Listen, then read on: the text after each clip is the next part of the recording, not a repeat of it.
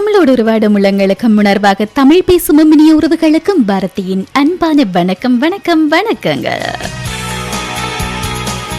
மற்றொரு நிகழ்ச்சியின் வாயிலாக உங்கள் அனைவரையும் சந்திப்பதில் நாங்கள் மிக்க மகிழ்ச்சி அடைகிறோம். இன்றைய நாள் பொழுது உங்கள் அனைவருடைய வாழ்விலும் இனிமையான ஒரு வசந்தத்தை வாரி வீசட்டும் என்று இதமான இனிமையான வாழ்த்துக்களையும் நாங்கள் இந்த தருணத்தில் சொல்லிக் கொள்ளலாம். 2015 ஆண்டை நாங்கள் நிறைவு செய்து கொண்டு 2016 ஆண்டுக்குள் வந்து நுழைந்திருக்கிறோம். அதாவது 2015 ஆண்டுல நிறைவேற்றப்படாத எண்ணங்கள் ஆசைகள் இருந்தது அப்படின்னு சொன்னால் இந்த ஆண்டுல எப்படியாவது நகர்த்தி சென்று அதை இனிமையாகவே நாங்கள் பூர்த்தி செய்து விடுவோம், எங்களுடைய வாழ்க்கையில் பலம் காணுவோம் அப்படின்னு சொல்லி வாழ்த்துக்களையும் சொல்லிக் கொண்டிருக்கக்கூடிய இந்த தருணத்தில் அது மட்டுமல்லாது 2016 நாங்க வந்துட்டோம், இன்றைக்கு தானே நான் உங்களுக்கு சந்திக்கிறேன். அதனால அனைவருக்குமே இனிய பிந்திய ஆங்கில புத்தாண்டு நல்வாழ்த்துக்களையும் சொல்லிக்கொண்டு இப்போது நாங்கள் நிகழ்ச்சியோடு இணைந்து கொள்ளலாம். நீங்களும் நாங்களும் இணைந்து கொண்டிருக்கிறோம். இது வரலாற்றில் ஒருவர் நிகழ்ச்சி. என்றும் வரலாற்றில் ஒருவர் நிகழ்ச்சியோடு நீங்களும் இணைந்து கொள்ளுங்கள். ஒவ்வொரு ஞாயிற்றுக்கிழமையும் வரலாற்றில் ஒருவர் நிகழ்ச்சி உங்களுக்காக வரலாற்றில் தடம் பதித்து இன்று வரை அவருடைய பெயரை தக்க வைத்துட்டு போயிருக்கிறார். அது ரொம்ப ரொம்ப கஷ்டமப்பா. சரி, ஓகே, அப்படிப்பட்ட ஒருவரை அவருடைய வாழ்க்கை சரிதத்தை உங்களுக்காக தந்து கொண்டிருக்கிறது. இன்றும் உங்களுக்காக தர இருக்கிறது வரலாற்றில் ஒருவர் நிகழ்ச்சியில் யாரு வலம் பெற இருக்கிறார் அப்படின்னு சொன்னால் ஓவியக்கலைக்கு புதிய ஒரு திருப்பத்தை கொடுத்த ஓவியம் அப்படின்னு சொல்லித்தான் சொல்ல வேண்டும். வின்சென்ட் வான் கோ அவர்தான் இன்றைய நிகழ்ச்சியில் உலாவர காத்திருக்கிறார். சரி, இவரை பற்றி நாங்கள் இன்று தெரிந்து கொள்ளலாம். அதாவது பாத்தீங்க அப்படின்னு சொன்னால் ஓவியர்களின் வரலாற்றை புரட்டி பார்த்தோம் அப்படின்னு சொன்னால் ஆதிகால மனிதன் வரைந்த குகை ஓவியங்களில் ஆரம்பித்து ரெனேசான்ஸ் அப்படின்னு சொல்லக்கூடிய பல படிகளை கடந்து வரக்கூடிய ஓவியங்களாக இது இருக்கிறது. அதுவும் இந்த காலகட்டத்தை பொறுத்த வரைக்கும் அதாவது பாத்தீங்க அப்படின்னு சொன்னால் நாகரிகங்கள் பெருகி வரக்கூடிய காலகட்டத்தில் ஓவியங்களின் தத்துவங்கள் அதாவது பாத்தீங்க அப்படின்னு சொன்னால் ஓவியங்கள் மாறுபட்டு கொண்டே போகிறது அப்படின்னு கூட சொல்லலாம். சரி, ஓகே, எது எப்படி இருந்தாலும் பாத்தீங்கன்னு சொன்னால் கொலந்து நாட்டில் பிறந்த வின்சென்ட் வான் கோ என்ற ஓவிய கலைக்கு ஒரு புதிய திருப்பத்தை கொடுத்திருக்கிறார் அப்படின்னு சொன்னால் அது மிகை அல்ல. அவருடைய புகழ் இன்று வரை இருக்கிறது, சரித்திரம் கூட இன்றும் சொல்லிக் கொண்டிருக்கிறது அப்படின்னு சொல்லி சொன்னால் அவர் ஓவிய கலைக்கு கிடைத்த ஒரு பொக்கிஷம் என்று தான் நாங்கள் சொல்ல வேண்டும். அது மட்டும் இல்லாது வான் கோவின் ஓவியங்களை போலவே அவருடைய வாழ்க்கையும் உலக பிரசித்தி பெற்றது அப்படின்னு சொன்னால் மிகை அல்ல. அது மட்டும் அல்லாது பாத்தீங்க அப்படின்னு சொன்னால் மைக்கேல் ஏஞ்சலோ, பிகாசோ போன்ற ஓவியர்கள் கூட எத்தனையோ இன்னல்களையும் கஷ்டங்களையும் அனுபவித்திருக்கிறார்கள். இருந்தாலும் கூட இந்த உலக மகா கலைஞனின் அளவுக்கு வேறு எவராவது கஷ்டப்பட்டிருப்பார்களா என்பது சந்தேகம் அப்படின்னு சொல்லப்படுகிறது. எனக்கு என்ன ஆச்சரியம் அப்படின்னு சொன்னால் ஒவ்வொரு அதாவது வரலாற்றில் தடம் பதிச்சிருக்கிறவங்க பெயரெல்லாம் இடம்பெற்றிருக்கிறவங்கள அவர்களுடைய வாழ்க்கை சரிதத்தை படிக்கும் போது எனக்கே ரொம்ப கஷ்டமா இருக்குது. அப்ப அவங்க கஷ்டப்பட்ட அளவில் நாங்க ஒரு பகுதியாவது கஷ்டப்பட்டிருக்கிறோம் அப்படின்னு சொன்னால் அடுத்த கணமே இல்லை அப்படின்னு சொல்லித்தான் பதில் வரும். ஆனால் அவர்கள் அவ்வளவு கஷ்டங்களையும் துன்பங்களையும் தாண்டி இந்த உலகத்துக்கு பெரிய ஒரு சாதனை படைச்சிருக்கிறாங்க அப்படின்னு சொன்னால் ரொம்ப பிரம்மாண்டமான ஒரு விஷயம் அப்படின்னு சொல்லித்தான் சொல்ல வேண்டும். அந்த வகையில பாத்தீங்க அப்படின்னு சொன்னால் வான் கோவின் வாழ்க்கை சரிதமும் மிகவும் துன்பியல் நிறைந்ததாகவும் இருக்கிறது, அதே போல சரித்திரம் மிக்கதாகவும் இருக்கிறது அப்படின்னு சொல்லித்தான் சொல்ல வேண்டும். சரி, இவருடைய பெரும்பாலான ஓவியங்கள் இவருடைய வாழ்நாளில் கடைசி 2 ஆண்டுகளில் வரையப்பட்டவை என்று சொல்லக்கூடிய ஒரு விஷயம் தான் பாத்தீங்க அப்படின்னு சொல்ல சொன்னால் ரொம்பவே பிரமிப்புக்கு கொண்டு போகக்கூடிய ஒரு விஷயம் அப்படின்னு சொல்லலாம். அது மட்டும் இல்லாது உயிருடன் இருந்த காலத்தில் இவருடைய கலையை வந்து யாருமே மதிக்கலையாம். அதாவது தான் வாழ்ந்த காலத்துல இவரால் தன்னுடைய ஓவியங்கள் ஒன்றை மட்டும்தான் விற்க முடிந்தது அப்படின்னு சொன்னால் இது என்னடா ரொம்ப ஆச்சரியம் அப்படின்னு சொல்லி நாங்க சொல்ற அளவுக்கு இருக்குது. ஆக பாத்தீங்க அப்படின்னு சொன்னால் இந்த உலகம் ஒருவர் இருக்கும் போது அவரை பற்றி நினைப்பதோ அல்லது பேசுவதோ இல்லை. அவர் இல்ல அப்படின்னு சொல்லி ஒரு வசனம் வந்ததுக்கு பிறகுதான் அவரை அடிக்கடி நினைவுக்கு கொண்டு வரக்கூடியதாக இருக்கிறது. இந்த உலகமே அப்படித்தான். சரி, ஓகே, நீங்கள் கேட்டுக்கொண்டிருக்கக்கூடிய இந்த நிகழ்ச்சி வரலாற்றில் ஒருவர் நிகழ்ச்சியை உங்களுக்காக தந்து கொண்டிருக்கிறது முகில் FM. இன்றைய வரலாற்றில் ஒருவர் நிகழ்ச்சியினை அலங்கரித்துக் கொண்டிருப்பவர் வான் கோ. ஓவிய கலைக்கு கிடைத்த பொக்கிஷம் என்றுதான் சொல்ல வேண்டும். வான் கோ அவருடைய வாழ்க்கை சரிதம் இன்றைய நிகழ்ச்சியில் உலா வந்து கொண்டிருக்கிறது. அவர் பிறக்கிறதுக்கு முதல் பாத்தீங்க அப்படின்னு சொன்னால் அவருடைய குடும்பத்தை சோகம் வந்து ரொம்பவே படர்ந்திருந்தது அப்படின்னு சொல்லப்படுகிறது. 1853 ஆண்டு மார்ச் மாதம் 30 நெதர்லாந்தில் இருக்கக்கூடிய ஜூன்டன் நகரில் வான்கோ வந்து பிறந்திருக்கிறார். அது ஒரு புறம் இருக்க, அவர் பிறக்கக்கூடிய ஒரு தருணத்துல பாத்தீங்க அப்படின்னு சொன்னால் சில வாரங்களுக்கு முதல்ல தான் அவருடைய அண்ணன் வந்து இறந்து போனார் அப்படின்னு சொல்லப்படுகிறது. அந்த அண்ணனுடைய பெயரை வந்து இவருக்கு சூட்டியதாகவும் சொல்லப்படுகிறது. ஆனால் பாத்தீங்க அப்படின்னு சொன்னால் வான்கோவுக்கு நினைவு தெரிய ஆரம்பித்த நாட்கள்ல வந்து இறந்து போன தன்னுடைய அண்ணனுடைய பெயரை தாங்கி நான் வாழ்கிறேன் அப்படின்னு சொல்லக்கூடிய ஒரு தாழ்வு மனப்பான்மை அவருக்கு ஏற்பட்டது அப்படின்னு சொல்லி வரலாறுகள் கூறுகிறது. அது மட்டுமில்லாது வான்கோவின் அப்பா ஒரு ஏழ்மையான ஒரு மத போதகர் அப்படின்னு ஒரு விடயத்தை நாங்கள் சொல்லிக் கொள்ளலாம். எது எப்படி இருந்தாலும் உபதேசங்கள் நிறையவே வந்து அவருக்கு போதனைகள் எல்லாத்தையும் வந்து கொடுத்ததாகவும், ஆனால் வான்கோவை பொறுத்த வரைக்கும் அந்த போதனைகள் வந்து அவருடைய வாழ்க்கைக்கு பெரிய ஒரு மாற்றத்தை கொடுக்கல அப்படின்னு சொல்லியும் அந்த நாள்ல சொல்லப்படுகிறது. இது ஒரு புறம் இருந்தாலும் பாத்தீங்க அப்படின்னு சொன்னால் இந்த உபதேசங்களாக இருக்கட்டும், போதனைகள் அப்படின்னு சொல்லும் அளவுக்கு பாத்தீங்க அப்படின்னு சொன்னால் அவருடைய வாழ்க்கையில ஒரு திருப்பு முனியாக இருக்கல அப்படின்ற ஒரு புறம் இருந்தாலும் கூட வான்கோவின் மனதை பிழிந்தெடுக்கக்கூடிய ஒரு கோபக்காரனாகவும் முரணனாகவும் மாறுவதற்கு கூட இது ஏதுவாக இருந்தது அப்படின்னு சொல்லி எல்லாம் சொல்லப்படுகிறது. ஆனால் பாத்தீங்க அப்படின்னு சொன்னால் இவருடைய தொல்லை வந்து ரொம்பவே தாங்க முடியாத ஒரு தருணம் எல்லாம் இருந்ததா. அந்த தருணத்துல வந்து பாடசாலைக்கு செல்றதுக்கு வந்து ரொம்பவே வந்து அவர் விரும்பல அப்படின்னு சொல்லப்படுகிறது. பெற்றோருடைய ஒரு கட்டாயத்தின் பேர்ல தான் அவர் வந்து பாடசாலைக்கு போயிட்டு படிச்சம் இருக்கிறார்.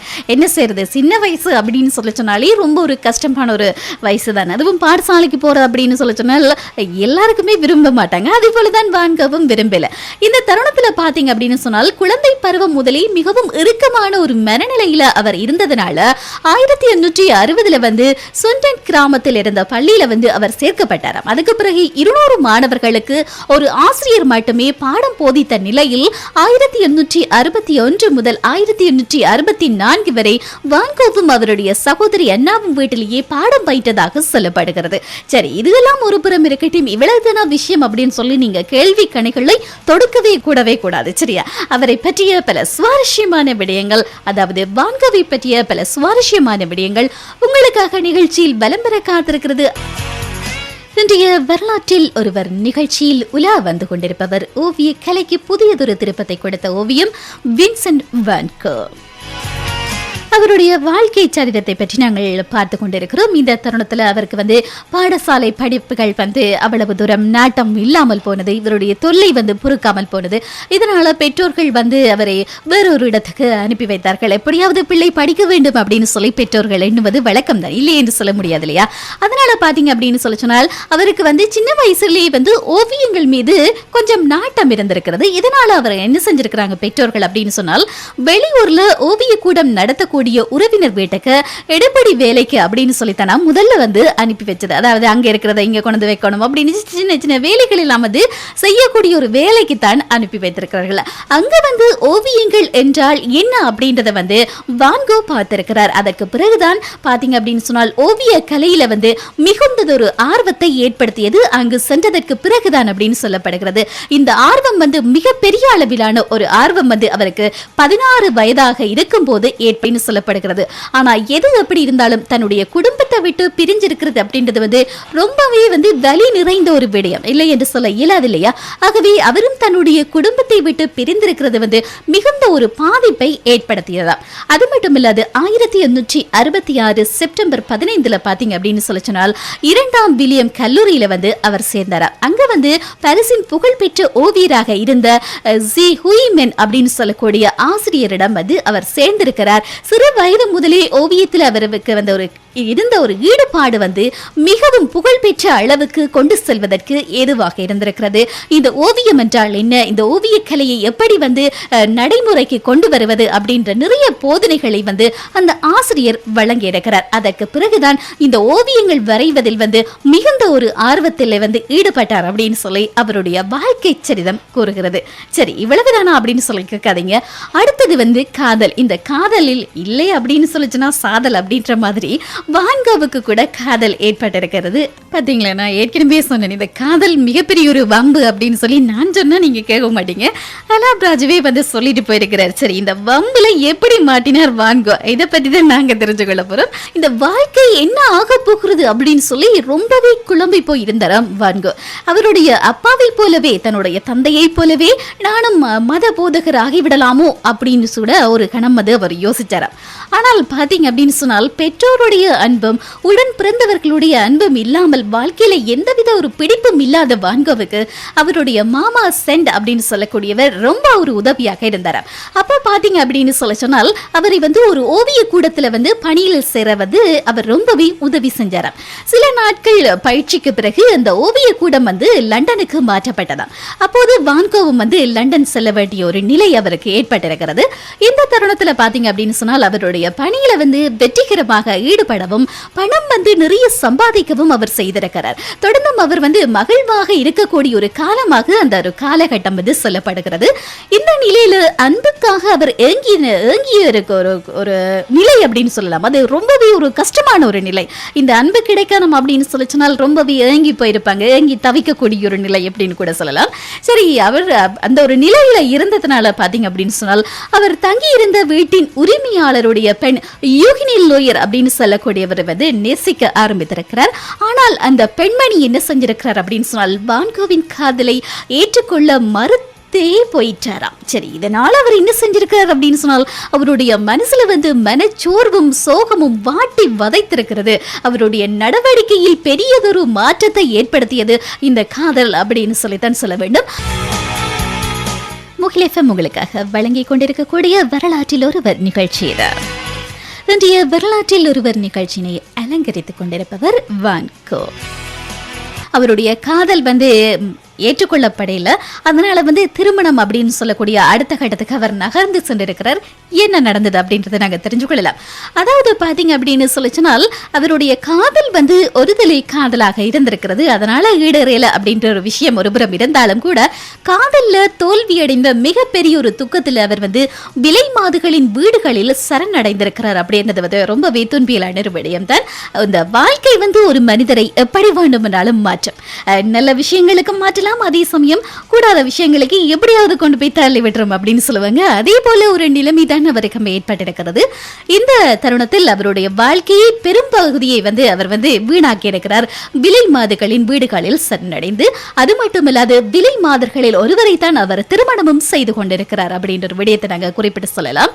இந்த இல்லற வாழ்க்கை இனித்ததா அப்படின்னு சொல்லி கேட்டால் இல்லை என்றுதான் சொல்ல வேண்டும். இந்த இல்லற வாழ்க்கை வந்து அவருக்கு ரொம்ப கசப்பானதாக இருந்திருக்கிறது. இதற்கு மிக முக்கியமான காரணம் என்ன அப்படின்னு சொல்ல சொன்னால் வந்த மனைவி அடங்காதவளாக இருந்திருக்கிறாள். அது மட்டுமில்லாது மிகவும் கொடுமைப்படுத்தியதாகவும் சொல்லப்படுகிறது. இதனால வந்து அவர்களுடைய திருமண வாழ்க்கை வந்து அதாவது முடிவுக்கு வந்திருக்கிறது அப்படின்னு சொல்லலாம். இந்த மன வாழ்க்கை முறிவுக்கு வந்திருக்கிறது அப்படின்னு கூட சொல்லலாம். இது அத்தனையும் தாண்டி வந்து மனதை வந்து ஒருநிலைப்படுத்தி ஓவியத்துல கவனம் செலுத்தலாம் அப்படின்னு சொல்லி அவர் முடிவெடுத்த போது அவருக்கு வயது 33 வந்தது அப்படின்னு சொல்லி சொல்லப்படுகிறது. அதற்கு பிறகு சாதனைகள் செய்வது என்பது சோதனை நிறைந்ததுதான். அந்த சோதனைகளை தாண்டி அவர் சாதனை படைத்திருக்கிறார் அப்படின்ற ரொம்ப பெரிய விஷயம் தான்.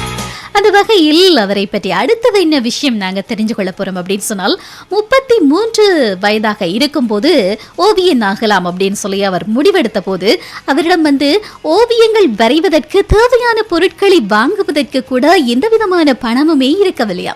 இதனால பாத்தீங்க அப்படின்னு சொன்னால் என்ன செய்யலாம் அப்படின்னு சொல்லி அடுத்த கட்ட அவர் நகர்வுக்கு போக வேணும். ஆனால் அவருடைய வாழ்க்கையிலேயே அவர் மீது அன்போடும் கரிசனையோடும் இருந்த ஒரே ஒரு உறவு அப்படின்னு சொன்னால் அவருடைய சகோதரர் என்று சொல்லப்படுகிறது. அவருடைய பண உதவி மூலம்தான் வான்கோ தன்னுடைய வாழ்நாள் முழுவதையும் கழித்திருக்கிறார். அது மட்டுமல்லாது ஓவியங்களையும் அவர் தீட்டியிருக்கிறார். அப்படி ஓவியங்கள் தான் வரைந்த ஓவியங்கள் ஒவ்வொன்றுமே இன்று ஓவிய சரித்திரத்தையே மாற்றி அமைக்க போகிறது அப்படின்றத வந்து அன்றைக்கு அவர் கூட உணர்ந்திருப்பாரா அப்படின்னு சொல்லி எனக்கு தெரியல. ஆனால் உண்மையிலுமே பாத்தீங்க அப்படின்னு சொன்னால் ஒவ்வொருவருடைய வாழ்க்கையிலும் ஏற்பட்டிருக்கக்கூடிய ஒவ்வொரு துன்பியலான விடயங்களை நாங்கள் பார்க்கும்போது அவர்கள் பட்ட கஷ்டங்களை விட நாங்கள் ஒருபடியாவது பட்டிருப்போமா அப்படின்னு சொல்லி என்னால் நினைச்சு கூட பார்க்க முடியல. சரி, ஓகே, இப்ப நாங்க விஷயத்துக்கு வரலாம். இந்த தருணத்துல பாத்தீங்க அப்படின்னு சொன்னால் முதல்ல வந்து கலைப்பொருட்களை விற்பனை செய்யக்கூடிய ஒரு நிறுவனத்துல அவர் பணிபுரிந்திருக்கிறார். சில காலம் வந்து ஆசிரியராக கூட அவர் பணியாற்றி இருக்கிறார். மிகவும் ஏழ்மையான சுரங்க தொழிலாளர்களுக்கு மத பிரச்சாரம் செய்து நம்பிக்கை ஊட்டுவது வந்து இப்படி பெரிய தொண்டுகளையும் வந்து அவர் செய்திருக்கிறார் அப்படின்ற ஒரு விஷயத்தையும் தாண்டி விஷப்புகையில வெளிச்சமே இல்லாத சுரங்கத்துல நிமிரக்கூட முடியாமல் வேலை செய்யக்கூடிய தொழிலாளர்கள் ரொட்டியும் புளித்து போன வெண்ணையும் சாப்பிட்டு கொண்டிருக்கிறத பார்த்து ரொம்பவே கொதித்து போயிருக்கிறார். அவர்களுக்கு ஏதாவது தான் செய்ய வேண்டும் அப்படின்னு சொல்லி எல்லாம் அவர் நினைத்திருக்கிறார். மத பிரச்சாரங்களை அவர் வந்து மேற்கொண்டிருந்தாலும் கூட அந்த பிரச்சாரங்களால் எந்த விதமான ஒரு பயனும் இல்லை அப்படின்னு சொல்லித்தான் சொல்ல வேண்டும். சரி, ஓகே, இந்த தருணத்துல தான் வேலையும் இல்லாமல் கையில காசும் இல்லாம இருந்த ஒரு தருணத்துல தான் சின்ன கரிக்க துண்டுகள், ஏதாவது பென்சில்கள், இப்படி ஏதாவது கிடைத்தது அப்படின்னு சொன்னா அதை வச்சு தானாம அவர் கீற ஆரம்பித்தாராம். அதாவது முதல்ல கிறுக்கல்களாகத்தான் இருந்தது அவருடைய ஓவியம்.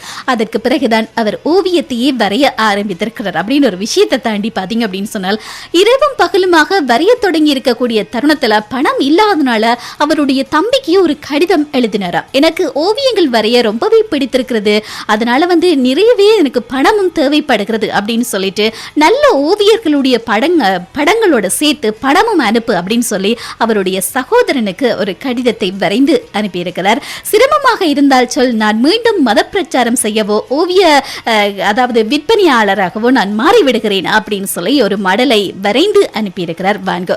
உடனே பணத்தோடு சில ஓவியங்களையும் வைர பொருட்களையும் வாங்கி அனுப்பியிருந்தாராம் அவருடைய தம்பி தியோ.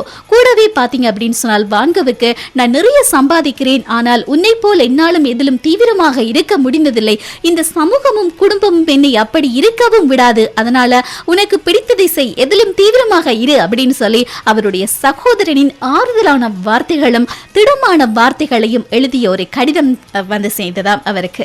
அந்த வார்த்தைகள் தான் பாத்தீங்க அப்படின்னு சொன்னால் வான்கோவை முற்றும் முழுதாக வந்து மாற்றி அமைத்தது அப்படின்னு சொல்லி சொல்லப்படுகிறது. உண்மையிலுமே யாராவது நாங்க பலவீனப்பட்டு இருக்கும் போது பலமான வார்த்தைகளை எங்களுக்கு வாரி வழங்கும் போது எங்கிருந்துதான் இந்த உற்சாகம் வருமோ தெரியல, அப்படிப்பட்ட உற்சாகம் வான்கோவுக்கும் ஏற்பட்டது அப்படின்னு கூட சொல்லலாம். அவருடைய ஓவியங்கள் யாராலும் கொஞ்சம் கூட அந்த நாள்ல வந்து மதிக்கப்படல, இருந்தாலும் கூட வான்கோ சற்றும் சளைக்காமல் மேலும் மேலும் தீவிரமாக வரைந்ததற்கு காரணம் என்ன அப்படின்னு சொன்னால் தம்பி தியோவின் கடிதத்தில் இருந்த அந்த வைர வரிகள் தான் என்று சொல்லப்படுகிறது என்ற விடயத்தையும் நாங்கள் ஆணித்தரமாக பதிவு செய்து கொள்ளலாம். ஒவ்வொரு ஞாயிற்றுக்கிழமையும் வரலாற்றில் ஒருவர் நிகழ்ச்சியில் ஒருவர் உலா வந்து கொண்டிருக்கிறார். வரலாற்றில் தடம் பதித்த ஒருவர் இன்று வலம் வந்து கொண்டிருக்கக்கூடியவர் வான்கோ. அவருடைய மரணத்தை பற்றி நாங்கள் பார்த்திருந்தோம். இந்த தருணத்தில் அவருடைய மர்மத்தில் ஏதோ ஒரு மர்மம் இருக்கு அப்படின்னு சொல்லி 2011 ஆண்டு அளவில் ஒரு அறிக்கை வெளிவந்திருந்தது. அதை பற்றி தான் நாங்கள் இப்போ பார்க்க போகிறோம். அதாவது பிரபல டச்சு நாட்டு ஓவியர் வின்சென்ட் வான்கோ, அதாவது காலங்காலமாக நம்பப்பட்டு கொண்டிருக்கக்கூடிய ஒரு விஷயம் அப்படின்னு சொல்லி சொன்னால் அவர் வந்து தானே தற்கொலை செய்து கொண்டார் அப்படின்னு சொல்லி சொல்லப்படுகிறது. ஆனால் புதியதொரு ஆய்வு வந்து சொல்லியிருந்தது தவறுதலாக அவர் சுடப்பட்டார் அப்படின்னு சொல்லி. இந்த தருணத்தில் பார்த்தீங்க அப்படின்னு சொல்லி சொன்னால் எல்லாரும் வந்து ரொம்பவே வந்து இந்த தகவலை வந்து கேள்வி குறியாக்கி இருக்கிறது அப்படின்னு சொல்லி பரவலான கதையெல்லாம் வந்து வெளிப்பட்டிருந்தது அப்படின்ற விஷயத்தை நாங்கள் சொல்லலாம். இந்த தருணத்தில் பார்த்தீங்க அப்படின்னு சொல்லி சொன்னால் வான்கோ வந்து பரிசுக்கு வடக்கு மேற்கே இருக்கக்கூடிய அவர் சுர் ஐஸ் அப்படின்னு சொல்லக்கூடிய நகரில் வந்து தனது மார்பில் தானே சுட்டுக்கொண்டு படுகாயத்துடன் தள்ளாடியபடி அந்த நகரில் இருந்த ஒரு தங்குமிடத்தில் நுழைந்து அதற்கு பிறகு அங்கே சில நாட்களுக்கு பிறகு இறந்தார் அப்படின்னு சொல்லி பிரெஞ்சு போலீசார் வந்து 1890 வந்து கோரியிருந்தார்கள். இந்த தகவல் வந்து இருந்தது. இந்த நிலையில ஆனால் எந்த விதமான ஒரு துப்பாக்கி எதுவுமே கண்டெடுக்கப்படவில்லை அப்படின்னு சொல்லப்படுகிறது. இந்த நிலையில பாத்தீங்க அப்படின்னு சொல்லி சொன்னால் வாழ்க்கை சரிதத்தை எழுதிய ஆசிரியர்களாக இருந்த அதாவது ஸ்டீஃபன் நைஃபே மற்றும் கிரெகோரி வைட் ஸ்மித் ஆகியோர் 2 உள்ளூர் சிறுவர்கள் அவரை தவறுதலாக சுட்டார்கள் அப்படின்னு சொல்லி அவர்கள் எழுதிய நாவலில் பிரசுரமாக இருந்தது அப்படின்ற ஒரு விஷயத்தை நாங்கள் சொல்லிக் கொள்ளலாம். ஆனால் இந்த அதிகாரப்பூர்வமற்ற தகவல்களை ஊர்ஜிதப்படுத்தக்கூடிய ஆதாரம் இருக்கிறதாக கூறக்கூடிய இந்த ஆசிரியர்கள் இந்த தகவல்களை வந்து 1930களில் வந்து அந்த பகுதிக்கு விஜயம் செய்த கலை வரலாற்று அறிஞர் ஒருவர் பதிவு செய்திருக்கிறார் அப்படின்னு சொல்லி அவர்கள் சொல்லியிருக்கிறாங்க. இது ஒரு திகைப்பூட்டக்கூடிய கருத்து அப்படின்னு சொல்லி சொன்னாலும் கூட ஆனால் இன்று வரை பரவலாக சொல்லக்கூடிய ஒரு கருத்து என்ன அப்படின்னு சொன்னால் அவர் தற்கொலை தான் செய்து கொண்டார் அப்படின்னு சொல்லி சொல்லப்படுகிறது. ஆனால் உண்மையிலுமே அவர் தற்கொலை செய்து கொண்டாரா அல்லது வந்து வேறு யாராவது வந்து சுட்டுக் கொண்டார்களா அப்படின்றது வந்து ரொம்பவே ஒரு தெரியாத ஒரு விஷயமா இருக்கு. இந்த வரைக்கும் அது ஒரு மர்மமாக இருக்கு அப்படின்னு கூட நாங்க சொல்லலாம். சரி, ஓகே. இந்த தருணத்துல பாத்தீங்க அப்படின்னு சொன்னால் காதலுக்காக அவர் தன்னுடைய காதை அறுத்தாரா அப்படின்னு சொல்லி ஒரு கேள்வி எழுந்திருக்கிறது. அதுக்கு என்ன பதில் அப்படின்றத நாங்க இப்ப தெரிஞ்சுக்கொள்வோம். அதாவது பாத்தீங்க அப்படின்னு சொன்னால் இது உண்மையிலுமே இடம்பெற்றதா அல்லது ஏதாவது ஒரு சில கதைகளில் எடுத்து சொல்லப்பட்ட விஷயமா அப்படின்றத தாண்டி அவருடைய வாழ்க்கை சரிதத்துல இடம்பெற்றிருக்கக்கூடிய ஒரு விஷயம் அப்படின்னு தான் சொல்ல வேண்டும். இந்த தருணத்துல பாத்தீங்க அப்படின்னு சொன்னால் சவர கத்தியையும் கண்ணாடியும் எடுத்து வச்சு கொண்டிருந்தாராம். இந்த தருணத்துல பாத்தீங்க அப்படின்னு சொன்னால் ஒரு கொஞ்சம் கூட ஒரு வினாடி கூட யோசிக்காமல் தயங்காமல் சடார் என்று தன்னுடைய காதை முழுமையாக அறுத்து விட்டாராம். பிறகு பாத்தீங்க அப்படின்னு சொன்னால் ரத்தம் பாய்ந்து ஓட ஓட அந்த காதை சுற்றி எடுத்துக்கொண்டு எங்க போயிருக்கிறார் அப்படின்னு சொன்னால் அதாவது அவர் காதலித்த பெண்ணின் வீட்டுக்கு சென்றதாக சொல்லப்படுகிறது. கதவை தட்டி இருக்கிறார். அந்த பெண்மணி கதவை திறந்திருக்கிறார். பார்த்தால் பாத்தீங்க அப்படின்னு சொன்னால் ரத்தம் சொட்ட சொட்ட அவருடைய காது கிடந்ததை பார்த்து அந்த பெண்மணி அதிர்ச்சி அடைந்து மயக்கமானதாக சொல்லப்படுகிறது. அது மட்டுமில்லாது உன்னுடைய காதுகள் ரொம்ப அழகாக இருக்கிறது அப்படின்னு சொல்லி அடிக்கடி சொன்னதுனாலதான் காதை அறுத்து கொண்டார் அப்படின்னு சொல்லப்படுகிறது. வான்கோ இதுல இன்னொரு விஷயத்தை நாங்க சொல்ல வேண்டும் என்ன அப்படின்னு சொன்னால் மனநிலை பாதிக்கப்பட்டிருந்த நிலையில் தான் அவர் காதை அறுத்து கொண்டார் என்றும் சொல்லப்படுகிறது. இல்லை காது அழகாக இருக்கிறது அப்படின்னு சொல்லி அவர் காதலித்த பெண்மணி சொன்னதுனால காதை அறுத்தார் என்றும் சொல்லப்படுகிறது. இதுல எதை நாங்க எடுத்துக்கொள்றது அப்படின்றது எனக்கு தெரியல. ஆனா உண்மையிலுமே பாத்தீங்க அப்படின்னு சொன்னால் அவருடைய காதுல கட்டு போட்ட மாதிரி தன்னுடைய உருவத்தை அவரே வரைந்திருக்கிறார் அப்படின்ற ஒரு விஷயத்தை நாங்க சொல்லணும். அவரே அந்த உருவத்தை வரைந்திருக்கிறார் அப்படின்னு சொல்லும் போது உண்மையிலுமே இப்படிப்பட்ட ஒரு சம்பவம் இடம்பெற்றிருக்கலாம் அப்படின்னு சொல்லி நாங்க நம்பலாம். சரி, ஓகே, எது எப்படியோ உண்மையிலுமே காதலுக்காகத்தான் இந்த காதை அறுத்து கொண்டாரா அல்லது மனநிலை பாதிக்கப்பட்டிருந்த சமயத்தில் இதை தன்னுடைய காதை அறுத்து கொண்டாரா அப்படின்றது இதுவரைக்கும் கேள்விக்குறியாகவே இருக்கிறது. அதனாலதான் நானும் எடுத்த உடனே ஒரு கேள்விக்குறியை போட்டுட்டேன். இன்றைய வரலாற்றில் ஒருவர் நிகழ்ச்சியில் உலா கொண்டிருக்கக்கூடியவர் ஓவிய கலைக்கு கிடைத்த மாபெரும் பொக்கிஷம் வான்கோ. அதாவது சகோதரன் கொடுத்த பணத்திலேயே அவருடைய காலத்தை கழித்தவர் தான் வான்கோ. இந்த நிலையில பாத்தீங்க அப்படின்னு சொன்னால் ஆதிகால குகை ஓவியங்கள், கேட்விக் ஓவியங்கள், மறுமலர்ச்சி ஓவியங்கள், உணர்ச்சி மிகு ஓவியங்கள், இயற்கை ஓவியங்கள் அப்படின்னு சொல்லி பல ஓவியங்களை வடிவமைத்தவர் அப்படின்னு கூட சொல்லலாம். அதாவது ஒரு புதிய பரிமாணத்தை ஏற்படுத்தினவர் அப்படின்னு கூட சொல்லலாம். அது மட்டும் இல்லாது உணர்வு வெளிப்பாடு அப்படின்னு சொல்லக்கூடிய புதிய பாணியை அவருடைய ஓவியங்களில் அறிமுகம் செய்தார் என்ற ஒரு பெருமையை அவர் பெற்றிருக்கிறார். இந்த ஓவியங்கள் பளிச்சென்று வண்ணமயமாக இருக்கக்கூடிய விதமாக, அதாவது அவர் வரைந்த ஓவியங்களில் உலக புகழ் பெற்றது அப்படின்னு சொல்லி சொன்னால் 12 சூரியகாந்தி பூக்கள் நிறைந்த பூச்சாடி ஓவியம் அப்படின்னு சொன்னால் மிக அல்ல. தொடர்ந்து பாருங்கள், 30 வயதுக்கு மேல் ஓவியம் வரைய ஆரம்பித்திருந்தாலும் கூட வான்கோவின் கடைசி 6 ஆண்டுகள்ல அதாவது 700 தூரிகை ஓவியங்களையும் 800 எண்ணெய் ஓவியங்களையும் அவர் வரைந்திருந்தார் என்ற விடயத்தையும் நாங்க சொல்லிக் கொள்ளலாம். இது ஒரு புறம் இருக்க பாத்தீங்க அப்படின்னு சொன்னால் ஒவ்வொரு ஆண்டும் செப்டம்பர் முதல் வாரத்துல நெதர்லாந்துல பூக்கள் திருவிழா கொண்டாடப்படுகிறது. இது எதுக்காக அப்படின்னு சொல்லி சொன்னால் வான்கோவை சிறப்பிக்கும் விதத்துல தான் இந்த பூக்கள் திருவிழா கொண்டாடப்படுகிறது. அது மட்டுமல்லாது 50 வகை சேர்ந்த 6 லட்சம் டெய்லியா அப்படின்னு சொல்லக்கூடிய பூக்களால் அலங்கரிக்கப்பட்ட வண்டிகள் பார்வையாளர்களை கொள்ளை கொண்டிருக்கிறது அப்படின்னு கூட சொல்லப்படுகிறது. அவ்வளவு விதமாக ஒவ்வொரு ஆண்டும் அலங்கரிக்கப்படுவதாக சொல்லப்படுகிறது என்ற விடயத்தை நாங்கள் சொல்லிக் கொண்டிருக்கும் போதே பாத்தீங்க அப்படின்னு சொல்லி சொன்னால் ஒரு ஓவியர் அழகாக சொல்லியிருந்தார். அதாவது பாத்தீங்க அப்படின்னு சொன்னால் அறையில கும்மிருட்டு நிலவியதாம். இந்த இருட்டில விளக்கு ஒன்று நடுவில் தொங்கிக் கொண்டிருந்த விளக்கொளி ஒரஞ்சு நிறத்துல மினிமினித்துக் கொண்டிருக்கக்கூடிய தருணத்துல அங்கங்கே திட்டு திட்டாக படிந்திருக்கக்கூடிய வண்ணத்திட்டுகள்ல விவசாயிகளின் பரிமாண முகங்கள் தோன்றியதாகவும் தானே கற்றுக்கொண்ட புதிய ஒரு யுக்தியில் உருளைக்கிழங்கு சாப்பிடுவோர் அப்படின்னு சொல்லக்கூடிய ஓவியத்தை வரைந்திருந்தவர் வான்கோ அப்படின்னு கூட சொல்லலாம். இது அத்தனையும் அவர் வரையும் போது அழகாக ஒரு கவிஞர் படைப்பொன்றை படைத்திருந்தார். எப்படி தெரியுமா? மனவலி அவ்வப்போது தன்னுடைய வக்ரத்தை காண்பித்துக் கொண்டிருந்தது. அதாவது வான்கோவுக்கு சரியா மனவலி அவ்வப்போது தன்னுடைய வக்ரத்தை காண்பித்துக் கொண்டிருந்தது.